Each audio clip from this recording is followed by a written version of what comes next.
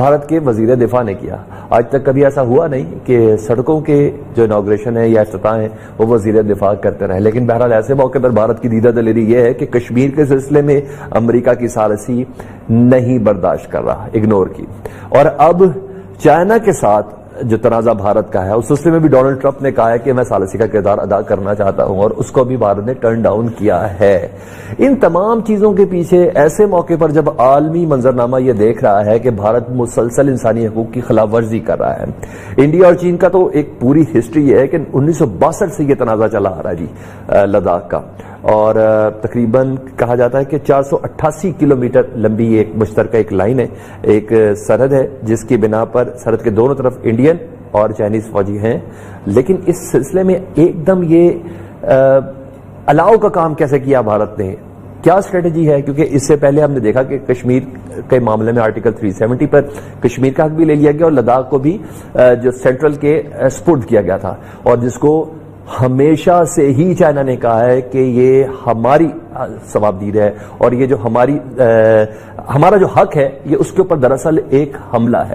یہ تمام کوشچنز آج ہمارے سامنے موجود ہیں. بلکہ صاحب ایسے موقع پر جب دنیا کی سپر پاور یعنی امریکہ یہ چاہ رہا ہے کہ اس خطے کے ایشیا کے جو بڑے بڑے تنازع ہیں اس میں ثالث کا کردار ادا کروں اور یہ تنازع کسی حد تک ختم ہو جائیں, یا امریکہ کی نیت میں فرق ہے یا لہجے کی شد و مد میں فرق ہے؟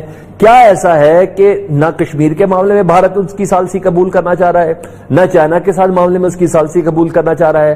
بھارت کون سے ایسے گولز ہیں جو اچیو کرنے کی کوشش میں ہے یا کر رہا ہے یا خواب دیکھ رہا ہے؟ دیکھیں مسئلہ یہ ہے کہ اس وقت پاکستان میں چین کا اور پاکستان کا بالکل ٹوٹل ہارمنی ہے, ایک ہی سوچ ہے, بالکل ہم اسٹریٹجک پارٹنرز ہیں. کوئی چین اور پاکستان کے درمیان تو بات بڑی کلیئر ہے کہ نہ کشمیر پہ کوئی کمپرومائز ہوگا اور نہ سی پیک کے قسم کا کمپرومائز ہوگا. مطلب کہنے کا یہ ہے کہ چاہے امریکہ ہو چاہے ان کا فرنٹ مین بھارت ہو, اس علاقے میں جو اس خطے میں جو یہ چاہے گا کہ سی پیک کو ڈسرپٹ کیا جائے یا سیبوٹاج کیا جائے, تو یہ تو نہ چائنا کو قبول ہے نہ پاکستان کو قبول ہے. اور یہ جو بھی ریسنٹ جو معاملہ ہوا ہے اپنا لداخ میں, لداخ کو اپنے انڈین یونین میں مرج کیا, تو ظاہری بات ہے اگر آپ کو یاد ہو چین نے بڑا اسٹرانگلی اس کو ریجیکٹ کیا تھا.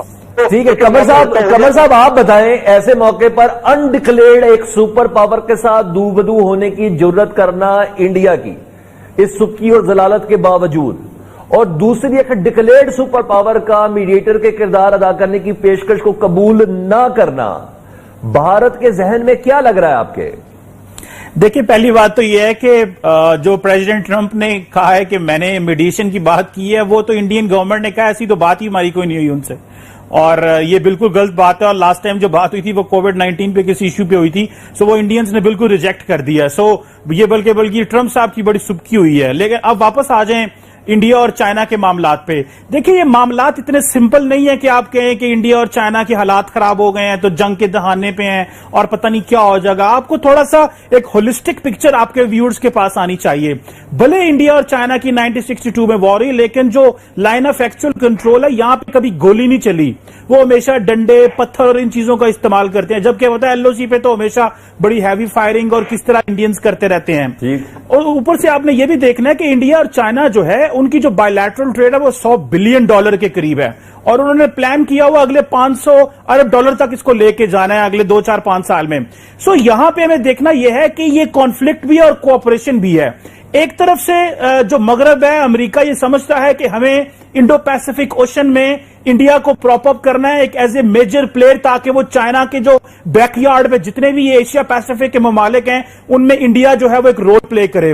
اوپر سے امریکنز نے, آسٹریلینز نے جو ہے اور جاپنیز نے اور انڈینز نے ایک کوارڈینیٹڈ سیکورٹی ڈائلاگ بھی شروع کیا ہوا ہے چائنا کو کنٹرول کرنے کا. سو بڑے لیول پہ چائنا جو ہے امریکہ جو ہے وہ انڈیا کو سپورٹ کر رہا ہے. ایون کہ انہوں نے جو ان کی پیسفک کمانڈ تھی اس کا نام ہی انڈو پیسفک رکھ دیا تاکہ انڈیا کو اوبلائج کیا جائے. یہ ابھی جو ان کے سیکرٹری میٹرز تھے پرانے انہوں نے یہ کیا. سو میرا خیال یہ ہے کہ یہ جو टेक्टिकल लेवल पे, छोटे लेवल पे बॉर्डर पे प्रॉब्लम्स हैं। आपने जो चाइनीज एम्बेसडर इंडिया में है सन वेडोंग, उनका बयान सुने, वो कहते हैं dragon and elephant will dance together. It means कि ये, और मजे की बात सुने, जो पॉलिटिकल एलीट है उसकी जो एक्सपेंशनिस्ट रिविजनिस्ट अप्रोच है कि हमने अपना जो नजरियाती हिंदुत्व है और जो अखंड भारत है उसको पूरे रीजन में इंप्लीमेंट करना है, और जो लाइक माइंडेड स्टेट्स हैं उनको साथ मिलाना है। नेपाल को भी वो ऐसे ही समझते हैं कि वहां पे हिंदू मजहब है और वो बहुत ज्यादा रिलीजियस मामलात के लिए नेपाल में जाते हैं। मालदीव्स की फॉरेन पॉलिसी इंडिया बड़ी देर तक कंट्रोल करता रहा है। आपने हिंदुत्व के नजरिया की बात की। ब्रिगेडियर फारूक हमीद साहब कहते हैं कि बेसिकली ये सीपैक, ईरान और पाकिस्तान का सारा मामला है, जीबी गिलगित बल्तिस्तान के सिलसिले में ये भारत की मूव है। अब एक तीसरा वर्जन, डॉक्टर हुमा बकाई साहब, अगर आपको मेरी आवाज पहुंच पा रही है तो ये बताइएगा, ऐसे मौके पर जब हमने देखा कश्मीर और लद्दाख के लिए इंडिया ने कानून तब्दील किया और इंडियन प्राइम मिनिस्टर अपने ना सिर्फ वजीर दिफा से रेगुलर मुलाकात कर रहे हैं, एयर चीफ से भी मुलाकात की, नेवल चीफ से भी मुलाकात की और बड़ी फौज के सरबराह से भी मुलाकात की। चीनी सदर ने भी अपनी फौज को अलर्ट कर दिया है, 5,000 की मजीद तैनाती भी की है, बजट में भी 178 अरब का इजाफा कर दिया है। इस सिचुएशन को देखते हुए आपको क्या लगता है कि भारत बैकफुट पर जाएगा, कश्मीर को उसके असल कवानीन के मुताबिक करेगा, लद्दाख से विड्रॉ करेगा? आपको क्या लगता है? देखिए, जिस सुपर पावर की आप तन्हाई की बात कर रहे हैं, अगर आपका इशारा अमेरिका की तरफ है तो अमेरिका के साथ तो न्यू दिल्ली की स्ट्रैटेजिक कन्वर्जेंस है। ओके, चाहे वो चाइना की तरफ कदम बढ़ाए, चाहे वो पाकिस्तान को लाइन ऑफ कंट्रोल पर आंखें दिखाए, उसको पता है कि उसे एक तरह की पुष्टनाई हासिल है, न सिर्फ ये कि यूनाइटेड स्टेट्स से बल्कि दीगर वेस्टर्न पावर्स से भी। और आप देखिए कि कुछ पाकिस्तान के लिए भी बहुत अहम मसले हैं। अभी OIC में हमें बहुत सारी मुस्लिम कंट्रीज ने भी सपोर्ट नहीं किया है, तो जाहिर है कि ये तमाम चीजें क्या इंडिया को ये जुर्रत तो देती हैं कि वो पाकिस्तान के साथ भी मसले करे। देखिए 2020 में बावजूद कोविड-19 के लाइन ऑफ कंट्रोल की बड़ी सख्त वायलेशन हुई हैं, सिविलियंस को टारगेट किया गया है। उसे चाइना के साथ भी वही शुरू किया था। चाइना ने अपनी बुश डिप्लोमेसी जिसको वो लोग कहते हैं वो दिखाते हुए इंडिया को बड़ा सख्त पुशबैक दिया है। ठीक है, ठीक है। ब्रिगेडियर फारूक हमीद साहब, मुझे ये बताइएगा, आपको ऐसा लग रहा है कि भारत अपने मकासद में थोड़ा थोड़ा कामयाब नजर आ रहा है? क्योंकि इसके पैरेलल अगर मैं देखूं तो हमने देखा कि सोशल मीडिया हो या मीडिया हो, कश्मीर के ऊपर मजालिम हो, मुस्लिम कम्युनिटी को जिस तरह कंप्रेस करके रखा गया हो, जितना वावेला सोशल मीडिया पर मचा, आलमी मंजरनामे पे वो देखा नहीं गया। और ऐसा भी नहीं है कि भारत कहीं से बैकफुट पर चला गया हो, कहीं से ऐसा भी नहीं लगा। आपको क्या लगता है? देखिए, दो चीजें हमें समझनी चाहिए इस वक्त, जिसमें उनको उनकी लीडरशिप को एक बुखलाहट है और एक पैनिक सिचुएशन भी थोड़ी बहुत उनके लिए क्रिएट हो गई है। आपको इंडिया पैनिक मोड में लग रहा है ऐसे मौके पर कि दुनिया की दूसरी वाहिद डिक्लेयर्ड रियासत है, हिंदू रियासत है नेपाल, वो मजहब अकीदे का मामला नहीं लग रहा कि हिंदुत्व का ये नजरिया जो अप्लाई हो रहा है जिसकी बिना पर वो नेपाल के मामलात में इंटरफेयर कर रहे हैं, कि आपको भी ऐसा ही लग रहा है कि इंडिया बुखलाया हुआ है कि नहीं, पूरी समझ बूझ के साथ स्ट्रेटेजी चल रहा है, उसको कोई फल नजर आ रहा है या छीछड़े ही सही ख्वाब में नजर आ रहे हैं?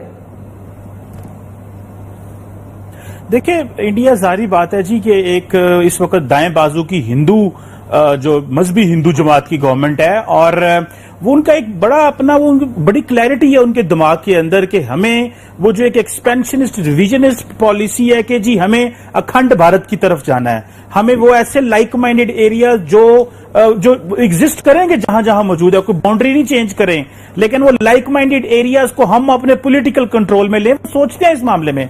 लेकिन जो एडिशन आया वो आया है बीजेपी के आने से, वो एडिशन आया है जारी बात है अजीत डोवल के आने से, जिन्होंने ये सोचा कि पाकिस्तान को वाया अफगानिस्तान इंगेज किया जाए, कि वहां से दहशतगर्द एलिमेंट्स भेजे जाए, दहशतगर्द जमातों को ग्रुप्स को भेजा जाए और फाइनेंस किया जाए कि पाकिस्तान ऑलरेडी लड़ रहा है। तो वो तो उन्होंने